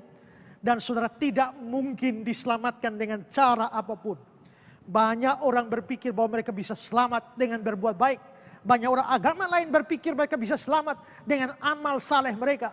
Tapi kitab suci kita berkata tidak. Tidak ada orang bisa dibenarkan karena perbuatan baik mereka. Usaha mereka sendiri. Tidak. Perbuatan dosa tidak bisa ditutup dengan amal. Kalau saudara ditangkap polisi karena tidak pakai helm, lalu saudara ditilang, berapa hari lagi akan sidang di pengadilan. Lalu besoknya saudara bawa sumbangan untuk panti asuhan, bawa sumbangan untuk panti jompo, lalu bawa sumbangan untuk korban bencana, lalu bawa sumbangan untuk orang-orang miskin. Sampai tiba harinya saudara di sidang pengadilan. Hakim bertanya, benarkah saudara pada beberapa hari yang lalu saudara melanggar peraturan lalu lintas dengan tidak pakai helm? Saudara bilang, benar Pak Hakim, tapi Pak Hakim mesti tahu, kemarin saya sudah bawa bantuan ke panti asuhan. Nih dokumentasinya, fotonya, panti jompo juga, ini foto-fotonya, sudah transfer untuk pembangunan gedung gereja, ini bukti transfernya. Semua amal dibuka. Saya tanya, apakah hakim itu akan bebaskan saudara? Tidak. Saudara melanggar peraturan, tapi saudara sudah berbuat baik setelah itu. Apakah hakimnya membebaskan saudara atau tidak? Dia pasti bebaskan saudara kalau dia gila. Tapi kalau dia hakim yang waras, tidak peduli saudara sudah bawa bantuan macam apapun, tidak peduli amal salehmu, tidak peduli perbuatan baikmu, pelanggaranmu tidak bisa ditutupi dengan perbuatan baik. Maka kamu harus tetap dihukum. Demikian juga kita orang berdosa. Perbuatan baik kita tidak bisa menutupi dosa-dosa kita. Seberapa banyak pun orang berbuat amal saleh, tidak bisa menutupi dosanya dan tetap harus binasa. Maka jangan andalkan perbuatan baikmu untuk selamat. Jangan merasa bahwa karena kamu sudah Kristen sekian lama, rajin kebaktian, berikan persembahan, sudah melayani, lalu otomatis Tuhan pasti selamatkan saudara. Tidak. Hanya dengan menerima Dia sebagai juru selamat sajalah saudara bisa diselamatkan. Ayat terkenal Yohanes 3:16. Karena begitu besar kasih Allah akan dunia ini, sehingga Ia telah mengaruniakan anaknya yang tunggal, supaya setiap orang yang percaya kepadanya tidak binasa, melainkan beroleh hidup yang kekal. Yang percaya, tidak bilang yang percaya tambah perbuatan baik. Berbuat baik itu penting, tapi nanti setelah selamat dulu. Makanya Yakobus bilang iman tanpa perbuatan itu mati. Tapi bukan di depan perbuatan baiknya. Kita selamat karena iman saja, percaya Yesus. Setelah kita percaya Yesus, barulah Roh Kudus ada di dalam diri kita melahirkan perbuatan baik. Perbuatan baik itu bukan syarat diselamatkan, tapi akibat keselamatan. Perbuatan baik itu bukan syarat keselamatan, tapi buah keselamatan. Karena itulah maka banyak orang berbuat baik supaya selamat. Kita selamat dulu baru berbuat baik sebagai tanda syukur kita di hadapan Tuhan. Tapi dengan percaya, karena Kristus sudah dihukum di atas kayu salib, dengan percaya kepada Dia, maka kita tidak dihukum lagi. Roma pasal 8 ayat yang ke-1.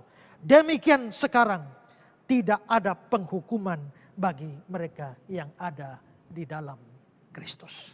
Nah, saudara-saudara yang terkasih, Allah sudah menyatakan kasih-Nya kepada kita. Dia sudah menyatakan kasih dengan memberikan Kristus bagi kita. Dengan memberikan Kristus yang mati bagi kita. Dengan memberikan Kristus yang mati ketika kita masih berdosa. Itulah kasih Allah yang besar. Itulah crazy love dari Allah. Allah Maha Kasih. Allah menyatakan kasih lewat macam-macam cara. Tapi hari ini saya menunjukkan 3 bukti dari teks kita. Dan kita harus bersyukur karena kasih Allah. Itu bukan hanya bersyukur, tapi juga berespon dengan cara yang benar. Yaitu menyambut Dia sebagai juru selamat dan Tuhan. Kalau sekian lama saudara ada di gereja, menjadi orang Kristen, tapi saudara belum pernah buka hati untuk terima Yesus sebagai juru selamat dan Tuhan saudara. Hari ini adalah kesempatan saudara buka hati saudara. Ingat, kekristenanmu tidak menyelamatkanmu kalau kekristenanmu ternyata tanpa Kristus. Sambut Kristus, karena Kristus adalah klimaks kasih Allah kepada dunia ini. Kasih Allah kepadamu dinyatakan lewat pemberian Kristus. Mari kita tunduk kepala beberapa menit. Dan setiap saudara boleh merenungkan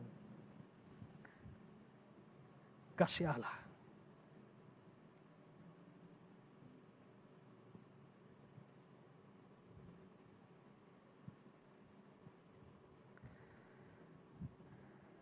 Dan saya mengajak para pemain musik mengambil tempat. Dan kita mau menyanyikan sebuah lagu. Kasih Allahku sungguh telah terbukti ketika Dia serahkan anaknya. Kita akan menyanyikan lagu ini 2 kali. Dan setelah itu, hamba Tuhan atau gembala sidang di tempat ini akan memimpin kita di dalam doa pengucapan syukur atas firman Tuhan ini. Mari kita bersyukur kepada Tuhan lewat pujian kasih Allahku sungguh telah terbukti.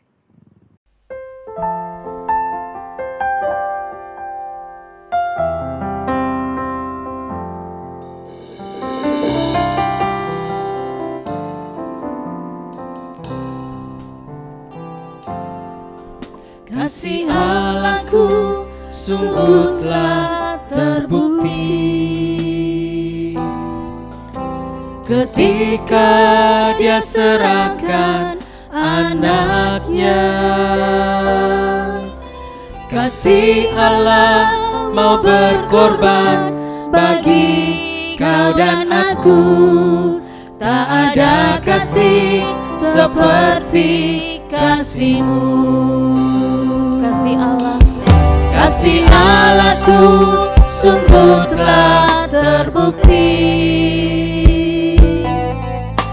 ketika Dia serahkan anaknya.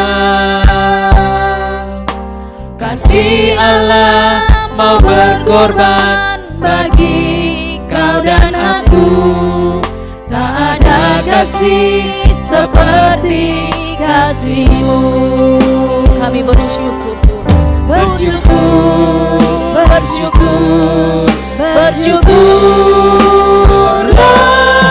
bersyukur karena kasih setiamu. Ku sembah, ku sembah, ku sembah dan ku sembah selama hidupku. Ku sembah Kau Tuhan. Bersyukur, bersyukur, bersyukurlah, bersyukur karena kasih setiamu. Ku sembah, ku sembah, ku sembah ku sembah. Selama hidupku ku sembah Kau Tuhan. Selama hidupku ku sembah Kau Tuhan. Selama hidupku ku sembah Kau Tuhan.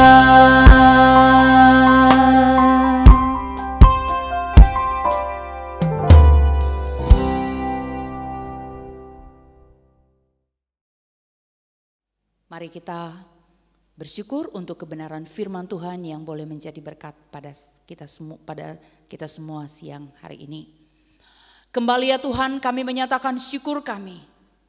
Firman-Mu telah kami dengarkan bersama-sama. Biarlah firman Tuhan yang sudah disampaikan oleh hamba-Mu tertanam baik di setiap hati kami. Dan secara khusus mengingatkan kami, menghibur kami, menegur kami. Dan lebih daripada itu Tuhan, biarlah firman Tuhan mengubah setiap kehidupan kami. Terima kasih untuk hamba-Mu yang telah menyampaikan. Biarlah kasih Tuhan, pertolongan dan berkat Tuhan akan terus menyertai kehidupan hamba-Mu. Dimanapun hamba-Mu dipercayakan oleh Tuhan dalam melayani Engkau. Terima kasih banyak Bapa di surga. Inilah doa syukur kami, demi nama Tuhan Yesus kami berdoa. Amin. Amin. Kita akan mengikrarkan pengakuan iman rasuli. Untuk itu jemaat, saya persilakan untuk bangkit berdiri. Pengakuan iman rasuli. Aku percaya kepada Allah, Bapa yang Maha Kuasa, Halik langit dan bumi, dan kepada Yesus Kristus, anaknya yang tunggal Tuhan kita, yang dikandung daripada Roh Kudus, lahir dari anak darah Maria, yang menderita sengsara di bawah pemerintahan Pontius Pilatus, disalibkan, mati dan dikuburkan, turun ke dalam kerajaan maut. Pada hari yang ketiga, bangkit pula dari antara orang mati, naik ke sorga, duduk di sebelah kanan Allah, Bapa yang Maha Kuasa. Dan dari sana Ia akan datang untuk menghakimi orang yang hidup dan yang mati. Aku percaya kepada Roh Kudus, gereja yang kudus dan am, persekutuan orang kudus, pengampunan dosa, kebangkitan tubuh, dan hidup yang kekal. Amin. Jemaat dipersilakan untuk duduk kembali dan kita akan berdoa syafaat. Mari bersama-sama kita berdoa. Kami datang ke hadirat Tuhan dengan penuh ungkapan syukur. Kami bisa merasakan begitu besar kasih setia Tuhan dalam hidup kami. Dan kami Tuhan akan menaikkan beberapa pokok doa kami, kiranya Engkau dapat melayakkan kami untuk dapat menyampaikan segala pokok doa kami di hadapan-Mu. Kami berdoa bagi gereja-Mu pada saat ini. Segala pimpinan Tuhan sungguh luar biasa sehingga kami dapat terus merasakan cinta kasih Tuhan melalui peribadatan yang bisa kami rasakan sampai saat ini. Mohon Tuhan untuk memimpin perjalanan gereja kami ke depannya, terkhususnya dalam rangka akan memasuki masa-masa Natal. Kiranya Tuhan yang selalu menyertai di dalam masa-masa kesibukan para pengurus dan yang lainnya. Kiranya Tuhan memberikan kekuatan, kesehatan untuk dapat melaksanakan dan bekerja dengan baik untuk Tuhan saja. Kami berdoa bagi jemaat-Mu Tuhan dalam pekerjaan. Terima kasih untuk pekerjaan yang Tuhan berikan bagi kami. Dan berikan kami kekuatan untuk dapat terus menjalani segala pekerjaan kami dengan baik. Kami dapat memancarkan cinta kasih Tuhan terhadap orang-orang yang kami temui di tempat kerja. Sehingga dalam pekerjaan kami pun kami menyinari keberadaan orang-orang yang tenggelam di dalam keberadaan keberdosaan. Dan kami dapat memuji, memuliakan nama Tuhan di dalam pekerjaan kami. Kami berdoa juga bagi kami yang menjalani studi. Kiranya Tuhan sertai di masa-masa penutupan tahun ini. Mungkin di antara kami ada yang harus menghadapi ujian. Kiranya Tuhan memberikan kami kekuatan, kesehatan yang baik dalam kami menjalankan tanggung jawab kami sebagai seorang pelajar. Ajarilah kami tetap terus belajar dengan baik, mempertanggungjawabkan segala yang Tuhan berikan kepada kami, dan di dalam studi kami pun kami memuliakan Tuhan di dalamnya.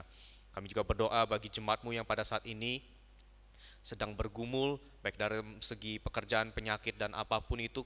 Kami percaya bahwa Tuhan yang tahu seluruhnya, Tuhan yang mengerti hati dan pergumulan kami. Kami berdoa Tuhan, kiranya Tuhan memberikan penghiburan bagi kami. Tuhan memberikan kekuatan kami untuk tetap terus berjalan, melihat karya-karya Tuhan yang terus nyata dalam kehidupan kami. Berikan kami penghiburan, berikan kami kekuatan untuk dapat terus berjalan di dalam apa yang Tuhan inginkan saja. Kami juga mengucap syukur untuk berkat 1 tahun yang Tuhan berikan bagi setiap kami yang berulang tahun dalam seminggu sepekan ini. Kami berdoa kiranya damai sejahtera daripada Tuhan untuk terus melingkupi kami, menyinari langkah-langkah kami, dan kami dapat menghitung hari-hari kami bersama dengan berkat-berkat yang Tuhan selalu berikan kepada kami. Dan bukan hanya pertambahan umur yang Tuhan bisa berikan, tetapi hikmat dan takut akan Tuhan yang terus bertambah hari lepas hari mengenal Tuhan. Tuhan, kami berdoa terkhususnya pada masa-masa ini, terdengar berita bahwa penyebaran virus corona kembali naik. Tuhan, berikan kami hati yang mau dengar-dengaran, berikan kami hati yang mau taat untuk bisa menjalankan protokol-protokol dengan baik, sehingga kami anak-anak Tuhan pun dapat meredam pertumbuhan dari perkembangan virus ini. Tuhan, bagi anak-anak-Mu yang telah terkena, kiranya Tuhan tetap berikan kekuatan di dalam masa-masa penyembuhan. Kiranya damai sejahtera daripada Tuhan pun tetap terus menyinari bagi kami, sehingga kami merindukan kesembuhan daripada Tuhan, dan kami dapat melaksanakan segala aktivitas kami kembali untuk memuliakan nama Tuhan saja. Terus kami juga berdoa bagi bangsa negara kami yang tercinta Indonesia. Kami berdoa bagi para pemerintah kami dalam mereka mengatur seluruhnya. Kiranya Tuhan yang tetap terus memberikan hikmat, pengetahuan yang baik untuk dapat mengatur dan membawa negara kami dapat berjalan dengan baik. Tuhan yang memberkati negara kami ini Tuhan, dan kami juga terus merindukan Indonesia ada untuk kemuliaan nama Tuhan saja. Inilah doa kami Tuhan, jauh daripada sempurna, dan kami masih banyak ingin kami sampaikan kepada Tuhan, tetapi kami percaya bahwa Tuhan yang mengetahui segala isi hati kami, dan Tuhan yang mengetahui segala pergumulan yang kami hadapi akan menjawab doa kami seturut dengan waktu dan rencana Tuhan saja. Hanya dalam nama Tuhan Yesus kami sudah berdoa dan mengucap syukur. Amin.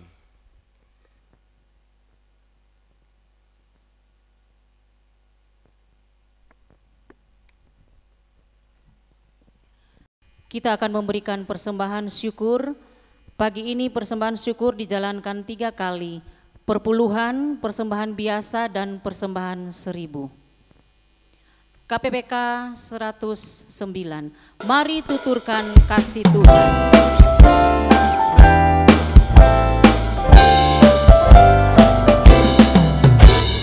Mari tuturkan kembali kisah yang indah benar, warta berharga sekali yang pernah aku dengar, bahwa di malam lahirnya malam penyanyi merdu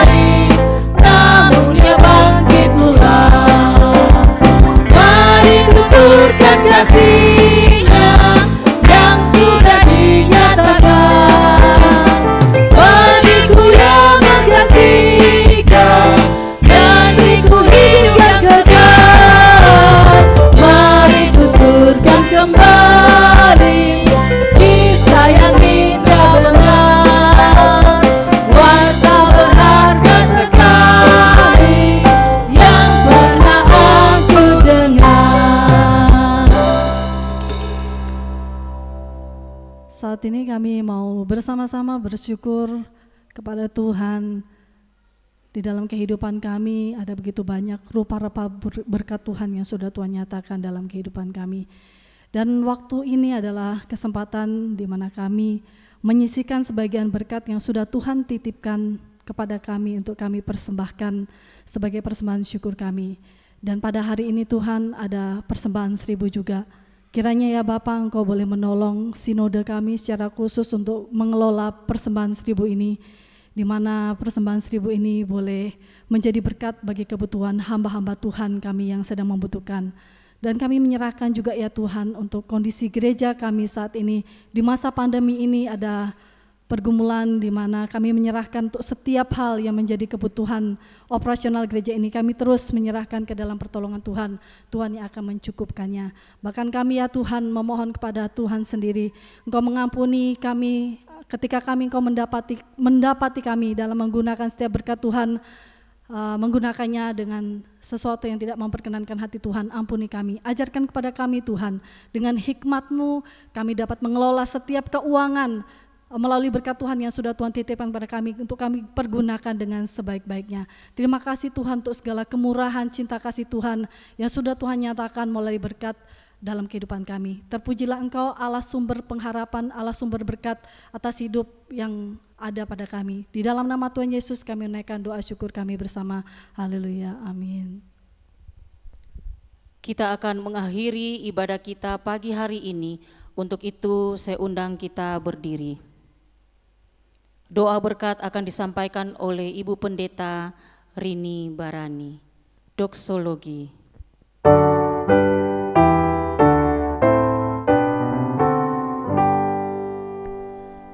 Puji Allah Bapa Putra, puji Allah Roh Kudus, ketiganya yang besar. Pohon selamat sumber berkat. Amin.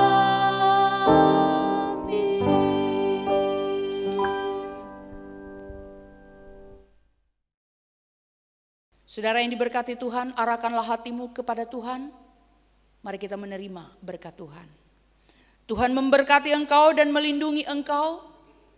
Tuhan menyinari engkau dengan wajahnya dan memberi engkau kasih karunia. Tuhan menghadapkan wajahnya kepadamu dan memberi engkau damai sejahtera. Amin.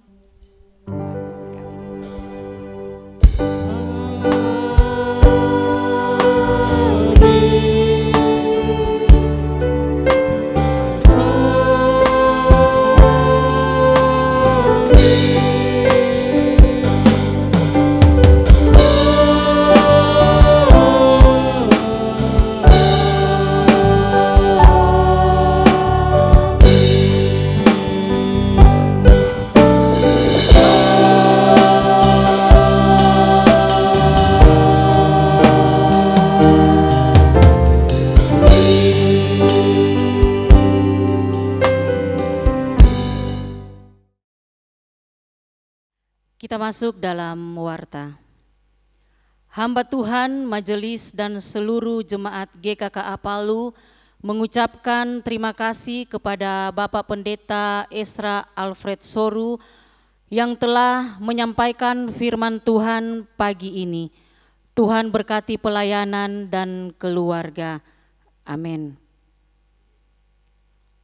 Komisi Sekolah Minggu akan mengadakan video streaming ibadah Natal pada tanggal 1 Desember. Dimohon untuk orang tua mendorong anak-anaknya untuk mengikuti video streaming tersebut, dan video streaming itu akan ditayangkan pada jam 4 sore. Tanggal 1 Desember jam 4 sore. Untuk diperhatikan bahwa gereja kita sudah akan mengadakan ibadah komunal yang akan dimulai pada tanggal 6 Desember dengan waktu yang sama, yaitu jam 9.30. Demikianlah warta jemaat kita. Ibadah selesai, Tuhan Yesus memberkati. Karyamu sempurna, ajaib dan mulia, penyertaanmu buktikan kasihmu kepadaku. Ku agungkan Engkau, Yesus termulia, kasihmu terindah selamanya.